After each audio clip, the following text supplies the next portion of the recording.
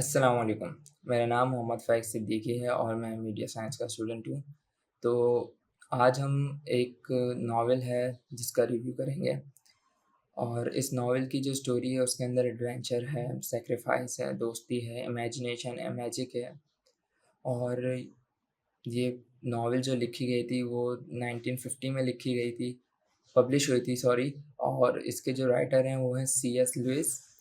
ये CS. Louis की the seven series of book जो थी द क्रॉनिकल्स ऑफ नार्निया, ये उसका पहला पार्ट है जिसका नाम है the lion, the witch and the wardrobe. C S. Lewis जो कि एक आयरिश ब्रिटिश राइटर हैं, इन्होंने ये नॉवेल जो लिखी है वो सिर्फ़ एंटरटेनमेंट के लिए नहीं बल्कि इसके अंदर बहुत सारे मोरल्स हैं, स्पिरिचुअल मीनिंग्स हैं जो बच्चों के लिए बहुत ईज़ी हैं लेकिन बड़ों के लिए बहुत थॉट प्रोवोकिंग है। और ये बहुत फ़ेमस राइटर हैं, ये ना सिर्फ़ फैंटेसी नॉवेल्स लिखते हैं बल्कि फ़िलॉसॉफ़िकल स्टोरीज़ बुक्स भी लिखते हैं। अच्छा, तो इस नॉवल के अंदर काफ़ी मेन कैरेक्टर्स हैं like Edmund, Lucy, Peter, Susan, Aslan, the White Witch और मिस्टर टमनस। मिस्टर टमनस जो हैं वो एक फ़ॉन हैं जो नार्निया में रहते हैं, लाइक वो हाफ़ ह्यूमन और हाफ़ एनिमल हैं। असलन एक लॉयन है जो नार्निया का बादशाह है। द व्हाइट विच नार्निया की रानी है जिसने नार्निया पे कब्ज़ा किया हुआ है। और पीटर सबसे बड़ा भाई है, उससे की जो छोटी बहन है वो है सूज़ैन, फिर आता है एडमंड और सबसे छोटी बहन होती है लूसी। अच्छा, तो कहानी स्टार्ट होती है वर्ल्ड वॉर 2 के दौरान, जब हालात ठीक नहीं होते और फायरिंग्स हो रही होती है, बॉम्ब्स गिर रहे होते हैं, तो इन चारों बहन-भाई को कंट्री साइड एक बंगलो में भेज दिया जाता है जो कि एक प्रोफ़ेसर का होता है। तो जब ये चारों बहन-भाई एक बंगलो में आ जाते हैं, रहते हैं काफ़ी टाइम तक, तो लूसी जो होती है, वो एक दिन घर को एक्सप्लोर कर रही होती है। घर को एक्सप्लोर करते हुए वो वार्डरोब के अंदर जाती है, वार्डरोब देखती है तो उसको दिखता है कि अंदर कुछ है। तो वो वहाँ जाती है तो वो एक डोर होता है, लाइक पोर्टल होता है जो नार्निया से कनेक्ट होता है। तो वो वहाँ जाती हैं, वहाँ जाने के बाद सबसे पहले वो मिस्टर टमनस से मिलती है। मिस्टर टमनस जो हैं वो उसको सारी चीज़ें बताते हैं, लाइक वो जो वहाँ की जो विच है वो इंसानों को पसंद नहीं करती है और उनको देखते ही मार देती है। और उसने जो है यहाँ पे खुशी के जितने भी फेस्टिवल होते हैं, लाइक मतलब जो जो भी फेस्टिवल्स होते हैं वो मनाने नहीं देती, मतलब खुश रहने नहीं देती वहाँ पे। पहले लोग बहुत खुश रहते थे वहाँ के जो भी लोग हैं। तो लूसी आती है वहाँ से आने के बाद जो है वो सब अपने भाई-बहन को बताती है कि ऐसे वार्डरोब के अंदर पोर्टल है जिसका नाम नार्निया है, तो कोई भी उसकी बात पे यकीन नहीं करता। हाँ, तो उसकी बात पे कोई भी यकीन नहीं करता। फिर क एडमंड जो है वो वहाँ जाता है चेक करने के लिए कि शायद लूसी सही बोल रही है, तो वहाँ जाके देखता है तो वो भी नार्निया के अंदर पहुँच जाता है। और जैसे ही नार्निया में पहुँचता है तो उसको व्हाइट विच पकड़ लेती है।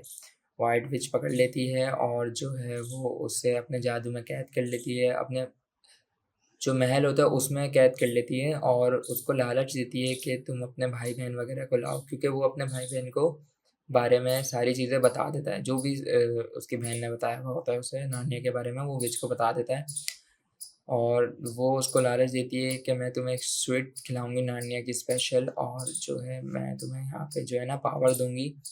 तो वो उसकी इन बातों में आ जाता है और वो अपने सारे भाई-बहन को उससे प्रॉमिस करता है कि मैं लेकर आऊँगा ताकि वो उसे मार दे। अच्छा, तो जब एडमंड अपने भाई-बहन को नहीं मिल रहा होता तो लूसी बोलती है कि मुझे लगता है कि वो नार्निया जा चुका है, तो पीटर और सूज़न जो हैं वो इस बात पे यकीन नहीं कर रहे होते। तो ख़ैर लेकिन जो है वो समहाउ उसकी लूसी की बात पे एग्री होते हैं और वो वहाँ जाते हैं वार्डरोब से होते हुए नार्निया, तो उनको रियलाइज़ होता है कि लूसी झूठ नहीं बोल रही होती।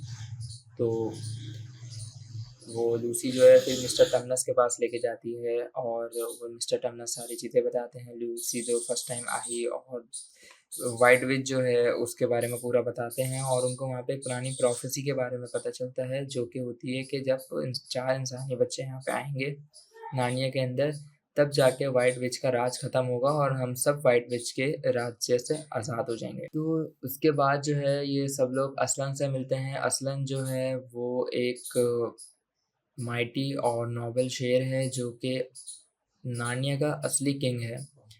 बट वो व्हाइट विच से हार चुका होता है और वो उस दिन का इंतज़ार कर रहा होता है कि किस दिन वो 4 इंसानी बच्चे आएँगे और हम लोग इस व्हाइट विच के राज से आज़ाद होंगे।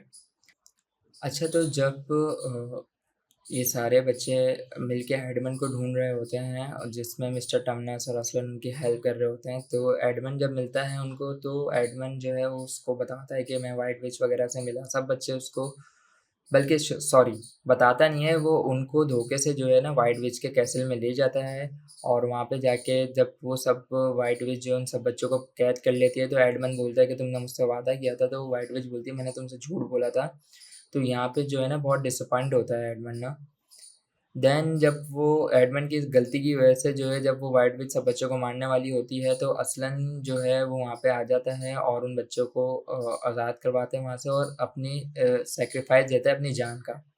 तो वहाँ पे अपनी जान का सैक्रिफ़ाइस देने के बाद जो है कुछ टाइम बाद जो है व्हाइट विच जो है वो चैलेंज करती है इनको, मतलब कि मैं इनको मार दूँगी, और वो चैलेंज करते हैं हम एक बैटल करेंगे। तो असलन के मरने के बाद ऐसा होता है कि अब नार्निया नहीं बचेगा बिल्कुल भी, ये बच्चे भी कुछ नहीं कर पाएँगे। देन कुछ सब मिरेकल होता है जिसकी वजह से असलन ज़िंदा हो जाता है वापसी, और कुछ टाइम बाद जब बैटल होती है बच्चों के बीच और व्हाइट विच के बीच, तो वो जो है वो बैटल जीत जाते हैं असलन और बच्चे। देन नार्निया जो है वो आज़ाद हो जाता है और सब लोग बिल्कुल वैसे ही होते हैं जैसे रहने लग जाते हैं जैसे व्हाइट विच के आने से पहले थे। तो वहाँ पे असलन फ़ैसला करता है इन बच्चे जो हैं यहाँ के क्वीन और किंग वग़ैरह बन जाएँगे, तो पीटर किंग बनता है और सूज़न जो है वो क्वीन बनती है। बाकी वो काफ़ी सालों तक वहाँ नार्निया के अंदर रहते हैं और जब वो वापसी अपने रियल वर्ल्ड की में आते हैं, तो वो देखते हैं कि टाइम स्टॉप हुआ होता है, लाइक जिस टाइम पे वो नार्निया गए होते हैं, और जब तो टाइम स्टॉप हो जाता है, जब वापसी आते हैं वैसे की वैसी सारी चीज़ें वहीं पे ही होती हैं। कोई चीज़ चेंज नहीं हुई थी और टाइम भी वहीं से स्टार्ट होता है, और जैसे ही वो रियल वर्ल्ड में आते हैं तो वो बच्चे बन जाते हैं, जैसे वो पहले होते हैं। अच्छा, तो यहाँ पे जो है वो कहानी का होता है द एंड, और जो इसकी जो मेजर थीम्स थी वो थी good versus evil, sacrifice and redemption और ब्रेवरी एंड ग्रोथ।